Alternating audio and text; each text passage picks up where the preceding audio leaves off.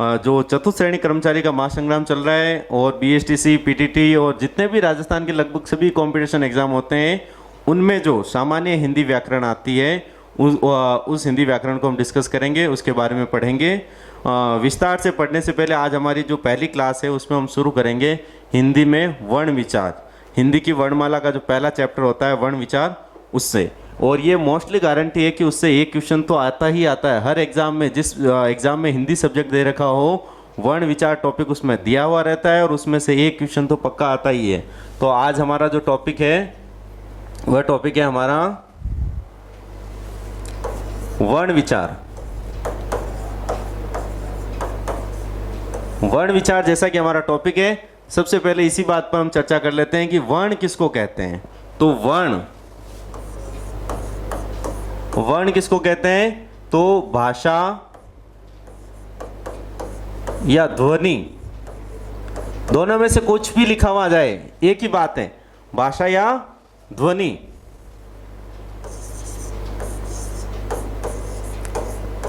की लघुत्तम इकाई। लघुत्तम का मतलब होता है सबसे छोटी से छोटी इकाई।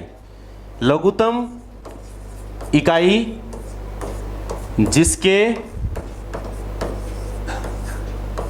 या जिसका टुकड़ा ना हो सके, जिसके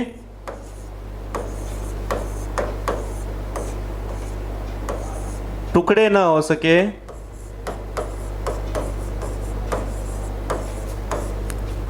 वर्ण कहलाते हैं।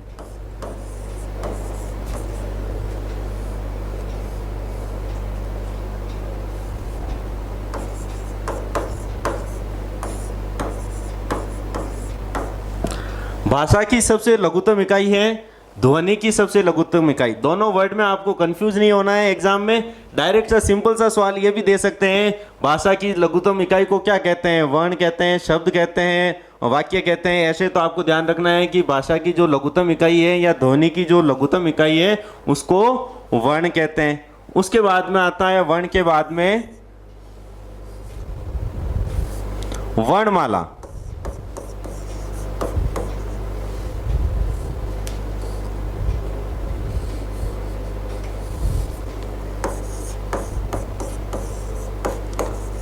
वर्णमाला, वर्णमाला क्या है? सिंपल सा है, ये तो कोई भी बच्चा बता देगा कि वर्णों के समूह को, वर्णों के समूह को वर्णमाला कहते हैं।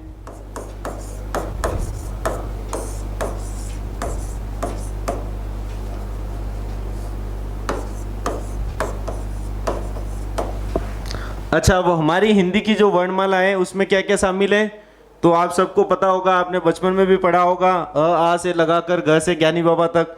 तो उसमें कौन कौन से शामिल होते हैं? तो वर्ण विचार में वर्णमाला का वर्गीकरण करते हैं।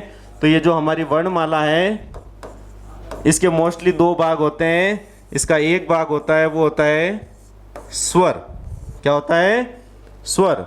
और दूसरा भाग इसका है वह है व्यंजन। बाकी जितने भी बने होंगे वो इन्हीं से मिलकर बने होंगे, या तो स्वर या फिर व्यंजन। जो शब्द बनते हैं स्वर और व्यंजन के सहयोग से ही बनते हैं। अब इनकी परिभाषा कि स्वर किसे कहते हैं, व्यंजन किसे कहते हैं, तो बहुत सिंपल सा क्वेश्चन है। स्वर एक बेसिक सा क्वेश्चन है, लेकिन ज़्यादातर लोगों को पता नहीं होता स्वर कहते किसे हैं। तो स्वर वह ध्वनियाँ जिनका उच्चारण हम स्वतंत्र रूप से कर सकते हैं, बिना किसी अन्य वर्ण या बिना किसी अन्य ध्वनि के सहायता के स्वतंत्र रूप से जिन ध्वनियों का उच्चारण हो सकता है उनको स्वर कहते हैं। और व्यंजन स्वरों की सहायता से जिन ध्वनियों का उच्चारण करते हैं उन ध्वनियों को हम क्या बोलते हैं? व्यंजन बोलते हैं। तो इनकी हम डेफिनेशन भी आगे लिख लेते हैं। आगे चलते हैं हम। स्वर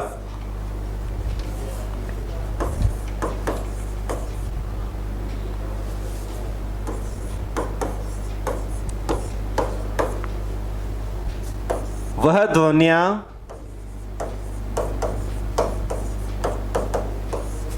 जिनका उच्चारण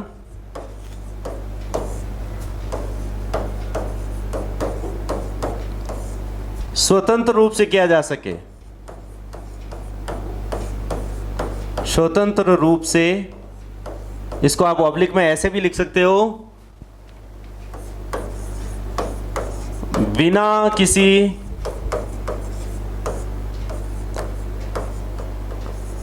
अन्य ध्वनि का सहारा लिए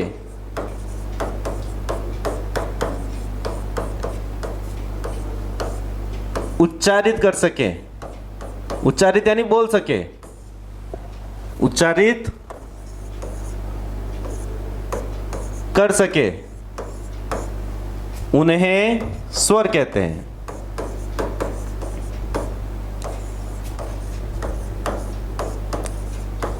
स्वरों की संख्या कितनी होती है? मोस्ट इंपॉर्टेंट है स्वरों की संख्या। स्वर, हिंदी में कुल स्वर 11 होते हैं। कितने होते हैं? 11। ये मोस्ट इंपॉर्टेंट है, आपको ध्यान रखना है। अब कहीं कहीं आप देखोगे किताबों में आपको लिखा हुआ मिलेगा 10, तो आपको वहाँ ऑप्शन में देखना है। यदि ऑप्शन में 11 दे रखा है और 10 भी दे रखा है तो आपको 11 भरना है, और यदि ऑप्शन में 11 नहीं दे रखा है और 10, 9, 8, 13 ऐसे दे रखा है तो वहां पे आपको 10 पढ़ना है, ये ध्यान रखना। अब ये 11 और 10 का कंफ्यूजन क्या है? तो स्वर होते कौन कौन से? तो स्वर होते हैं जैसे अ, आ, ई, उ, री, ए, आई, ओ और औ, यहीं तक ही होते हैं। ये ध्यान रखना। अंग और अह ये अयोगवाद ध्वनियां हैं, ये स्वर के अंदर काउंट नहीं होती है। अब ये 11 और 10 का जो कॉन्सेप्ट है वो यहाँ आकर फंसता है री से ऋषि पे। कुछ व्याकरण ग्रंथों के अंदर री को स्वर से हटा दिया है। क्यों? क्योंकि इस री को ये वाला री बोलने लग गए हैं। जैसे पहले लिखते थे ऋतु और इस ऋतु का इस ऋतु में परिवर्तन करने लग गए हैं। तो इस कारण कुछ विद्वानों ने इस री को स्वर की लिस्ट से हटा दिया है। लेकिन हमें ध्यान रखना है, कंपटीशन एग्जाम में अभी तक भी पूछा जाता है तो व्याकरण में स्वर कितने आते हैं? 11 आते हैं। 11 ऑप्शन में नहीं है तो आपको 10 की तरफ जाना है, नहीं तो आपको 10 की तरफ नहीं जाना है। ये तो एक बेसिक सा था। अब हम आगे चलते हैं इसमें।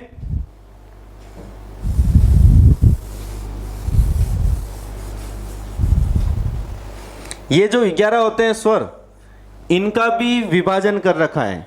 स्वर भी अलग अलग प्रकार से होते हैं। इनके प्रकार क्या क्या होते हैं? तो स्वर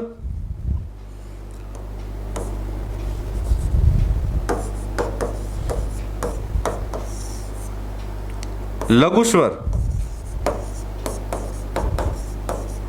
लघु स्वर को क्या बोलते हैं? ऋष्व। क्या बोलोगे आप इसको?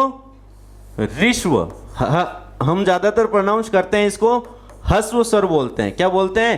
ह्रस्व स्वर। लेकिन ये सही में इसका उच्चारण होता है ऋष्व, ह्रस्व स्वर। और इसी को बोलते हैं लघु स्वर हो गया, ह्रस्व स्वर। और इन्हीं में आएंगे ये मूल स्वर। इसी को और क्या बोलते हैं हम? मूल स्वर।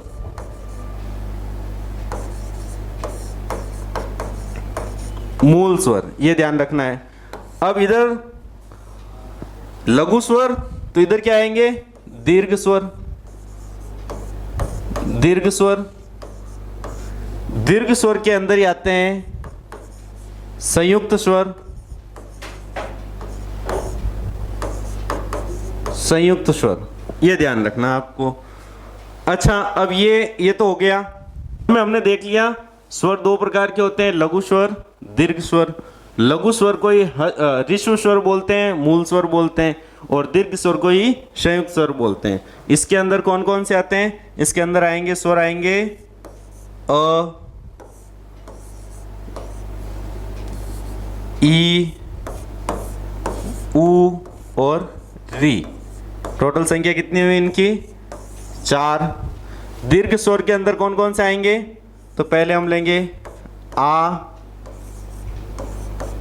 ई,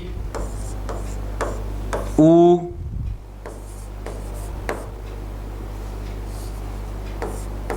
ए, आई, ओ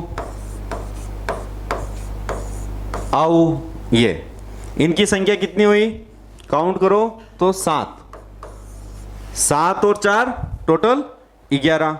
अब ध्यान रखना संयुक्त स्वर, ये एक कंफ्यूजन रहता है बच्चों में कि संयुक्त स्वर, दीर्घ स्वर तो वो जो दीर्घ बन गए, आ का निर्माण अ और अ से मिलकर आ हुआ तो ये दीर्घ हुआ, लेकिन संयुक्त स्वर के अंदर इन्हीं को काउंट किया जाता है, संयुक्त स्वर के अंदर केवल इन्हीं को लेते हैं।